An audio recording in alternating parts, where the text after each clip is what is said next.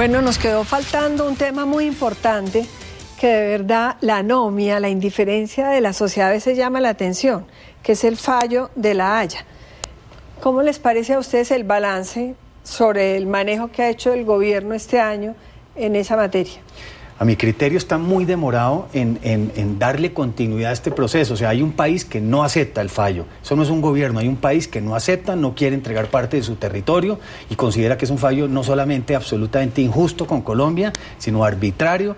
Noemí misma ha denunciado un poco todos los antecedentes y ingredientes que tiene esa sentencia que hacen que sea una sentencia espurria para todos los colombianos. Y me parece que el gobierno tiene que actuar mucho más fuertemente. Uno ve que se empiezan como a vencer los términos. No ve uno actos de gobierno, digamos, llamados a ir a defender el territorio. Y es que el problema es que la inacción trae acción de las otras partes. Claro. Es que a ver, usted como periodista le hago una pregunta que me interesa. Yo no voy a opinar.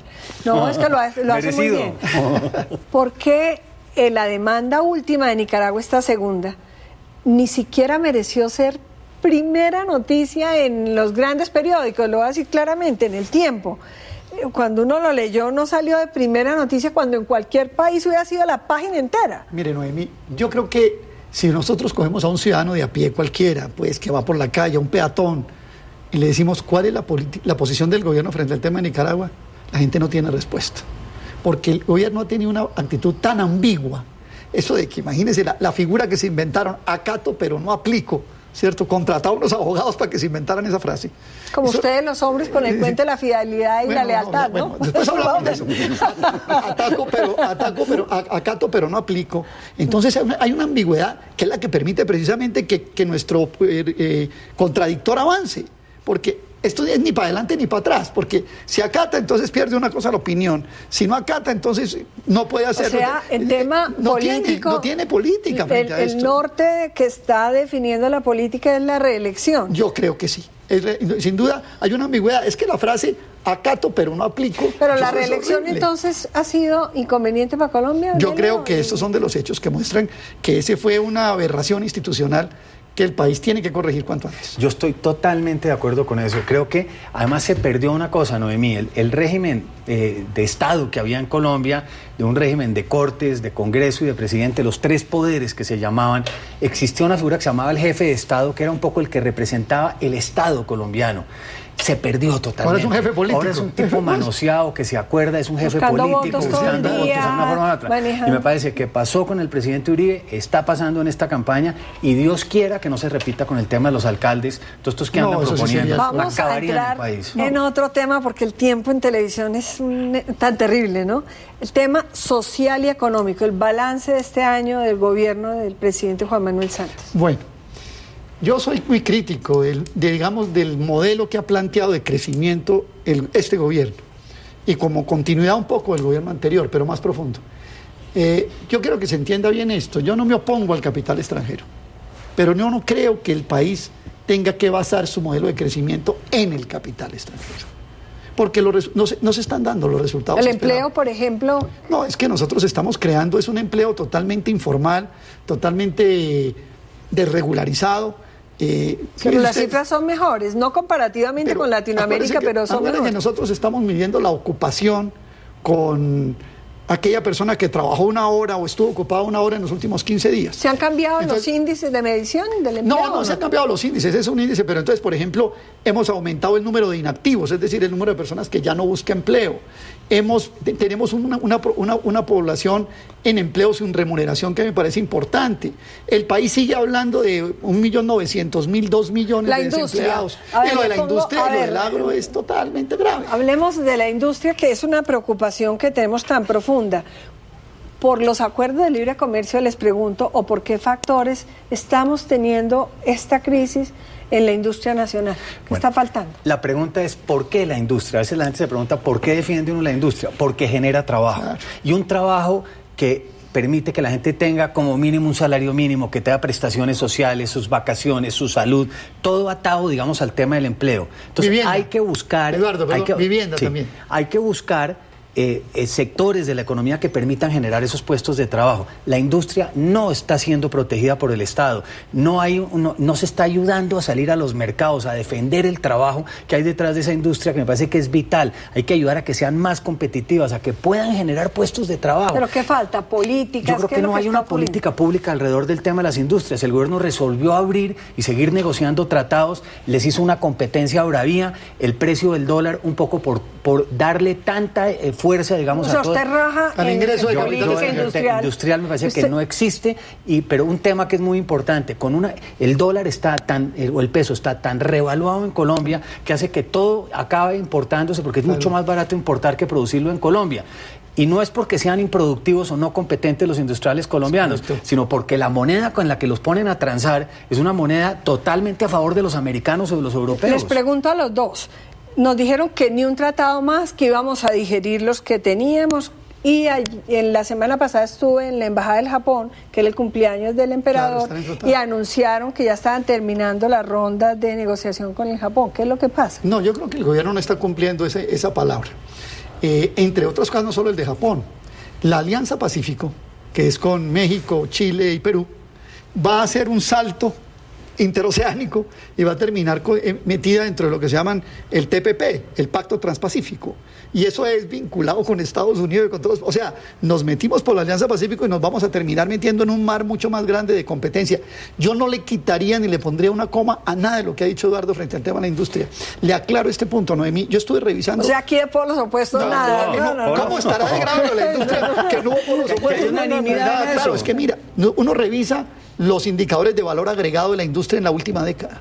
La productividad por empleo vinculado a la producción, y eso ha crecido. Hay un esfuerzo, se ha importado equipo, se ha importado maquinaria, se ha especializado el trabajo, las materias primas se están importando. Pero Aurelio, ha mejorado el comercio, por ejemplo. Sin embargo, mire, la caída, por ejemplo, de sectores como la automotriz. Es importante lo del sector automotriz porque un carro, un vehículo, un automotor es ante todo un encadenador de muchos sectores. Y cuando hay un carro, usted ve industria química, industria de cueros, y ve industria electrónica, ve metalmecánica. Entonces, cuando usted, un sector tan clave como el sector automotriz, mire, confirmando lo que dice Eduardo, hace unos 5 años en Colombia el 70% de los vehículos que demandábamos eran nacionales. Y el otro 30% por lo menos ensamblados en Colombia. Por lo menos ensamblados en Colombia. Y con un componente de autopartes nacionales importante. Se volteó totalmente. Ahora estamos trayendo casi 65% importado. Le pregunto, y el comercio, ya que estamos hablando pues de la industria y ustedes la rajan, el comercio, ¿cómo califican el que va el comercio? Bueno, el comercio es un creador de empleo, pero de un empleo muy diferente al que describió Eduardo. Por ejemplo, el comercio es empleo temporal. Impulsadores en los supermercados, ese tipo de cosas. Sí, pero tampoco se le puede negar. No le niego que es hay importante. Un ingreso, indudablemente. Pero en términos del valor agregado. Que el comercio también puede vender lo propio. Pero es una cosa, un comercio vende 100 pesos. De esos 100 pesos, la parte del trabajo no es ni 5. Cuando una industria vende 100 pesos, la parte del trabajo, la participación en la cadena es mucho más alta. Bueno, y infraestructura. A ver, ¿cómo califican este año el trabajo del gobierno en infraestructura? No, ahí es donde está la gran plata del gasto público colombiano hoy, fuera de la defensa nacional en el tema de infraestructura. Se está gastando mucha plata en eso. ¿Gastando o se va a gastar o es promesa? Hay una expectativa. Pero ya empieza uno a ver mucha maquinaria por el país, en carreteras, no solamente cercanas a las grandes ciudades, uno ve hacia la costa, hacia el Valle del Cauca, empieza a haber una cantidad de maquinaria trabajando. El gasto grande es el año entrante, que es cuando muchas de estas primeras concesiones ya tienen sus licencias ambientales y ya empiezan a producir ya vías. Pero ¿sabe cuál es la gran falla de esta locomotora de la infraestructura? Que están dejando a nuestra ingeniería marginada. Nuestros ingenieros, por las condiciones financieras que se les están imponiendo a estas concesiones, por las licitaciones que se están haciendo, y eso lo ha dicho la misma Cámara Colombiana de la Infraestructura, están terminando siendo subcontratistas de los grandes contratistas. Bueno, pero pareciera que hay un proyecto serio, ¿no? Yo creo, es decir, pero se rajan infraestructura de lo que hicieron, de kilómetros construidos o no. Yo creo que es muy importante. El esquema no, el esquema no, porque eso es, vamos a ver si funciona. Se está haciendo una cosa bien. No, pero en ¿Cuántos kilómetros se han construido? Posiblemente, digamos, podría haberse construido más kilómetros si hubiera sido más, si la gestión inicial hubiera sido, digamos, mucho mejor. 3 años pero lleva mucho claro. tiempo como planeándose, estructurándose. Lo que pasa es que lo que había era una porquería, para hablar con claridad, Noemí. Había un tema, toda esta cosa que acabó en los temas de contratistas. Mejor dicho, entonces, en inadecuados. resumen, hay una expectativa. Sí. Y sobre agricultura. Bueno, yo creo que el agro sí es una derrota absoluta y total. Todos los estudios están demostrando la difícil situación del agro. Pero déjeme decirle 2 cosas. Primero, yo ya no estoy hablando de cereales, ni estoy hablando de soya, ni estoy hablando de sorgo, eso ya se acabó en Colombia. Queda el maíz. 70% del maíz lo importamos, el otro 30% lo elaboramos acá. ¿Qué pasó? Muchos de esos agricultores se refugiaron en arroz, se refugiaron en cacao, en café, en papa, en leche, y ahora comenzamos a importar café, cacao, leche y algo inaudito. Estamos importando azúcar. Colombia tiene azúcar en bodegas y estamos importando 300.000 toneladas de azúcar. Bueno, las compañías, aquí hay compañías multinacionales de gaseosas, de distintos víveres que utilizan el azúcar y están prefiriendo traer el azúcar importado barato del Brasil o jarabe de fructosa, jarabe de maíz de los Estados Unidos a cambio en contra de consumir. Entonces, ¿en agricultura rajan o cómo? No, yo le pongo cero en agricultura. Bueno, ¿Cero? yo más que rajar, creo que hay un grave problema. Curiosamente es con la agricultura del altiplano, es la que está muy golpeada.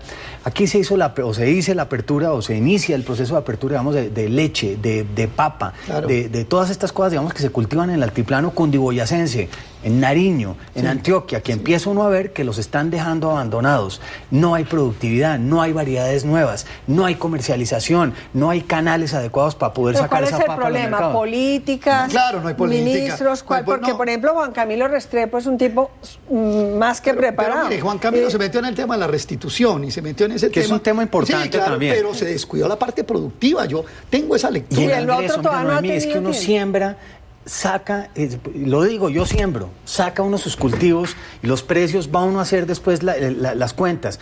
¿Cuánto vendí? ¿Cuánto me costó? Y no están ganando Pero, nada. Entonces los No dos estamos rajan en perdiendo. agricultura. Sí, pero Noemí, le voy a decir Sí, una cosa. bueno. Si usted me preguntara a mí, diga cuál es el peor problema de Colombia, yo no vacilaría en contestarle en un minuto el problema cafetero.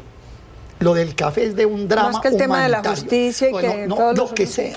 Y que la prioridad que Son tiene la educación. 550.000 familias en Colombia, en 600 municipios de este país, en casi todos los departamentos, que están vendiendo café a menos de 500.000 pesos y les cuesta producir 700.000. O sea que estamos en la carga. vísperas de un nuevo paro. Estamos en vísperas, Ojalá de una descolgada crisis estructural que el Dios. gobierno tiene que resolver. Que prevenir. Qué bueno aprovechar este programa. Perdónenme que vamos a hacer una pausa y enseguida continuamos porque ustedes dan para varios programas de Lo con del este café es análisis. gravísimo. Sí.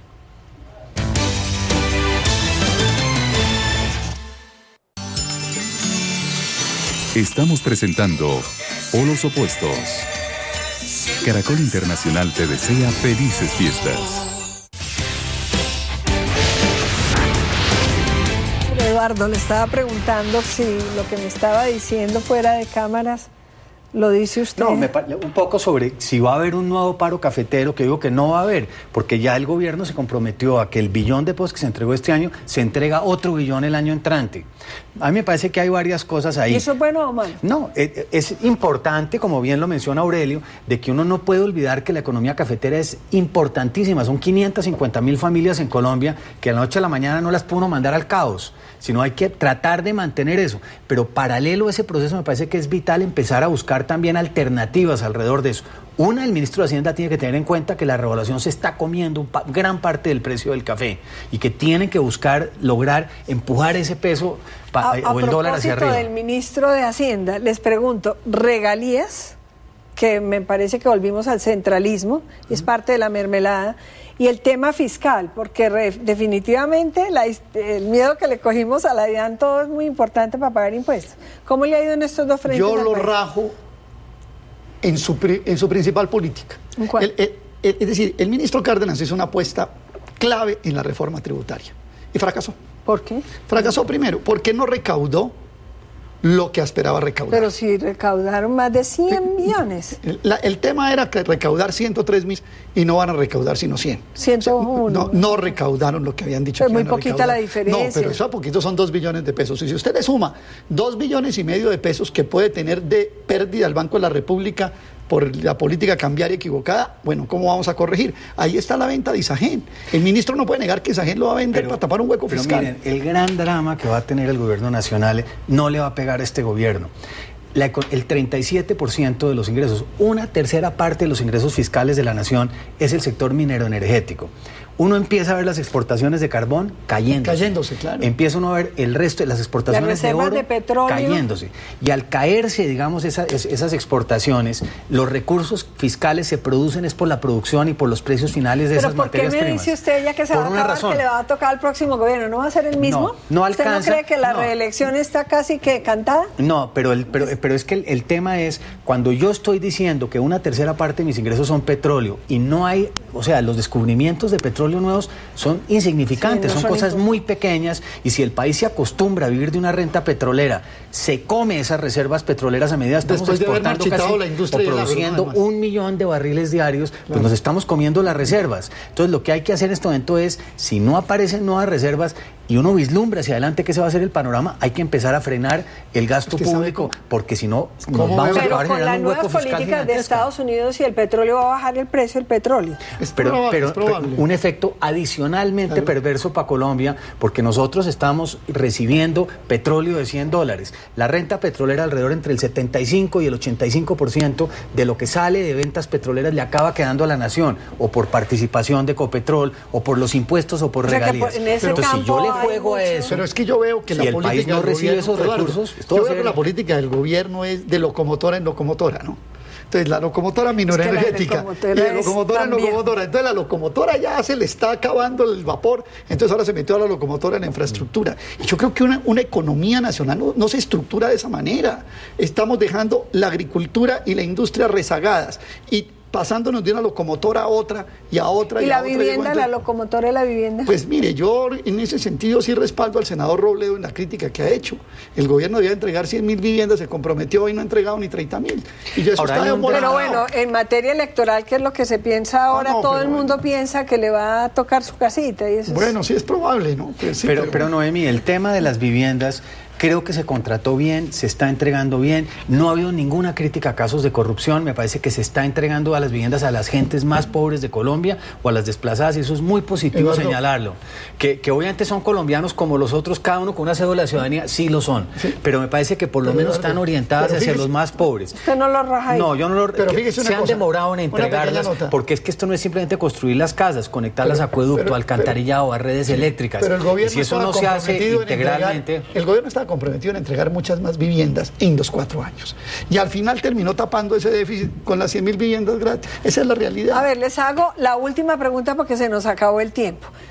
Hecho este análisis somero que ameritaría mucho más tiempo, el próximo año, con el balance que ustedes han hecho, ¿merecería ser reelegido el presidente Juan Manuel Santos en su concepto? En mi concepto, ni él ni sus políticas.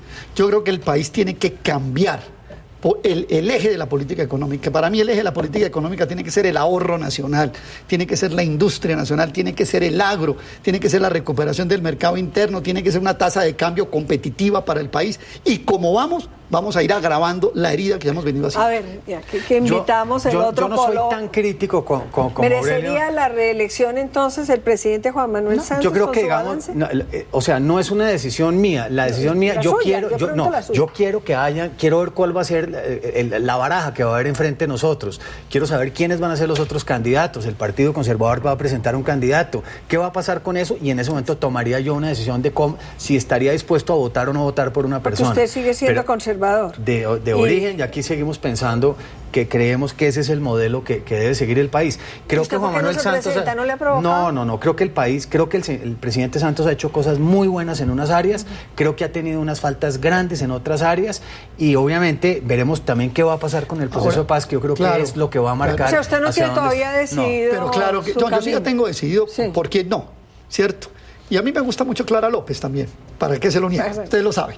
Pero les quiero comentar una cosa, también en el escenario de posconflicto. Yo creo que hay que aprovechar el posconflicto para cambiar cosas. Colombia no puede desarrollar una nueva sociedad sobre la base de estas mismas cosas que hemos estado hablando. Una locomotora minoenergética, otra locomotora allí, TLCs. No es posible que esto se pueda por lo menos se nos acabó el tiempo y esperamos que estos días de Navidad y los comienzos de año nos traigan un ambiente de optimismo, de reconciliación y que tantas cosas que hay que cambiar mejoren.